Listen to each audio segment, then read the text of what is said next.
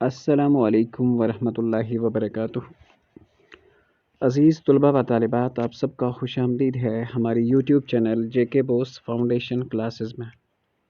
پیارے بچوں، آج ہم جماعت 8ویں اردو جو ہے اس کے جو امپارٹنٹ کوسچنس ہیں لیسن راجہ جامبو لوچن کے، وہ لے کر حاضر خدمت ہیں۔ ہم یہ امید کرتے ہیں کہ اگر آپ یہ ویڈیو پورا دیکھیں گے تو انشاءاللہ ایگزام میں راجہ جامبو لوچن کے لیسن میں سے کوئی بھی آپ کا آبجیکٹیو جو ہے وہ نہیں گرے گا۔ راجہ جامبو لوچن شہر جموں کا راجہ تھا۔ کہاں کا؟ جموں کا راجہ تھا۔ بہرحال یہ سارے ویڈیوز جو آپ کو اردو کے ہیں، اگر آپ پہلی بار وزٹ کر رہے ہیں تو ہماری پلے لسٹ کے اندر آسانی سے مل جائیں گے۔ آپ کو کیا کرنا ہے، چینل کے بیل آئیکن کو پریس کرنا ہے اور وہاں جا کے یوٹیوب سے ہمارے یہ سارے ویڈیوز آپ بآسانی دیکھ سکتے ہیں۔ ہم نے آلریڈی لیسن پڑھا کے رکھے ہوئے ہیں، تو آپ وہاں سے جا کر بھی چیزوں کو آسانی سے دیکھ سکتے ہیں، ڈیٹیلڈ اگر وے میں پڑھنا ہے۔ لیکن آج کے اس کوسچن میں صرف ہم MCQs کے بارے میں ڈسکس کریں گے۔ اب وہ کس طرح سے پوچھے جائیں گے، میں نے آپ کو پہلے ویڈیو میں بھی بتایا تھا کہ ویڈیو یا تو انسین پیسیج کے اوپر بھی ہو سکتے ہیں یا آپ کو لیسن کے بیچ میں سے بھی نکالا جا سکتے ہیں۔ تو اس لیسن میں ہم بہت ہی امپورٹنٹ پوائنٹس نکالنے والے ہیں۔ ویڈیو پورا ضرور دیکھیں، اس کے بعد آپ کو جامبو لوچن لیسن کو یاد کرنا یا پڑھنے کی کوئی ضرورت نہیں رہے گی۔ یہ چیزوں یاد، آپ نے بہت سارے راجوں کے بارے میں نام سنا ہوگا، پڑھا ہوگا، لیکن آج ایک ایسے راجہ کا حال بیان کیا جو بڑا صحیح تھا۔ راجہ کون سا راجہ؟ بڑا فیاض اور سخی۔ فیاض گو جس کا دل بڑا ہوتا ہے، سخی کا مطلب ہوتا ہے بڑے دل والا۔ اس راجہ کا نام تھا جامبو لوچن۔ کیا اس نام؟ جامبو لوچن۔ جموں شہر کا نام کس راجہ کے اوپر پڑا؟ جامبو لوچن کے اوپر پڑا۔ اس کا ایک بھائی بھی تھا، اس کا نام بھی راجہ تھا، اس کا نام تھا، وہ بھی راجہ تھا لیکن اس کا نام تھا باہو لوچن۔ جامبو لوچن کے بھائی کا نام باہو لوچن تھا۔ یہ تھے جو یاد۔ جامبو لوچن کے راج میں رایا کیسی تھی؟ خوشحال تھی۔ کیسی تھی؟ خوشحال۔ رعایا گئی لوگ کت تم سندس وقت اسمز بہت خوشحال تھے۔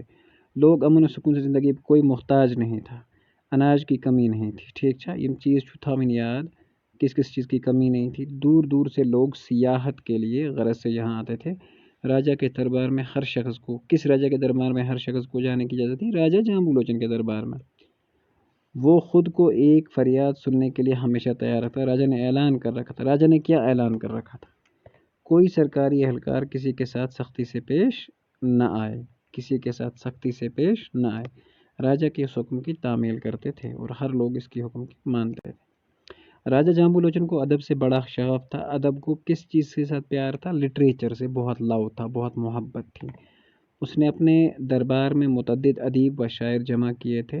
راجہ نے اپنے دربار میں کئی قسم گو بھی رکھے تھے۔ قصہ گو، قصہ گو گئے، قصہ گو کس کو کہتے ہیں؟ قصہ بیان کرنے والا، کہانی سنانے والا، دلیل ونن وول گو قصہ گو۔ ان میں سب سے اچھی باتیں قصہ کہانی سناتا، خوش ہوتا اور کبھی کبھی ان ادیبوں اور شاعروں کو انعام و اکرام سے بھی نوازتا۔ دربار میں اکثر شعر و ادب کی محفلیں منعقد ہوتی تھی۔ راجہ جامبو لوچن کے دربار میں کون سی محفلیں منعقد ہوتی تھی؟ شعر و تشریح وغیرہ کی محفلیں منعقد ہوتی تھی۔ مخبر کم گئی، مخبر کے خبر پہنچانے والے۔ مخبر سے مراد ہوتا ہے خبر پہنچانے والا۔ زیادہ چھو فکر ترائیں کیا اس راجہ کے کئی قصے کشمیر مشہور تھے جن کا لوگ اکثر ذکر کرتے تھے۔ ایک ایسا قصہ شکار سے متعلق ہے۔ کہا جاتا ہے کہ راجہ شکار کا بہت شوقین تھا۔ ایک مرتبہ درباریوں کے ساتھ جب وہ شکار کھیلنے نکلا، کئی دنوں تک شکار میں گھومتا رہا مگر کوئی شکار، مایوس ہو کر ایک ٹیلے پر جا بیٹھا۔ کہاں شکار کھیلتے کھیلتے بادشاہ کہاں جا پڑا؟ ایک ٹیلے پر جا بیٹھا۔ تھوڑی دیر سستانے کے بعد، سستانے سے مراد ہوتا ہے تھکان نکالنے کے بعد، مطلب تھوڑا تھکان لینے کے بعد، مطلب ٹھہرنے کے بعد پھر شکار کے لیے وہ شکار کی طلب میں بھٹکتے بھٹکتے پہاڑوں کی طرف نکلا۔ اسے ایک تالاب کے نزدیک یہ یاد رکھنا، اس قریب جا کر دیکھا کہ کیا کون سے جانور؟ ایک شیر اور بکری اکٹھے تالاب میں پانی پی رہے تھے۔ یہ منظر دیکھ کر راجہ حیران رہ گیا اور سوچنے لگا کہ شیر اور بکری کو کھا جاتا ہے اکثر، لیکن کتنے پیار سے بکری کے ساتھ پانی پی رہا ہے۔ اس کے لیے میں ہمدردی اور رحم کے جذبات نے جوش مارا اور اس نے ہمیشہ کے لیے شکار کرنا چھوڑ دیا۔ سوال ہے کہ راجہ نے شکار کرنا کیوں چھوڑا؟ جب اس نے شیر اور بکری کو پانی پیتے ہوئے ایک جگہ دیکھا تو اس نے اس کے بعد شکار کرنا چھوڑ دیا۔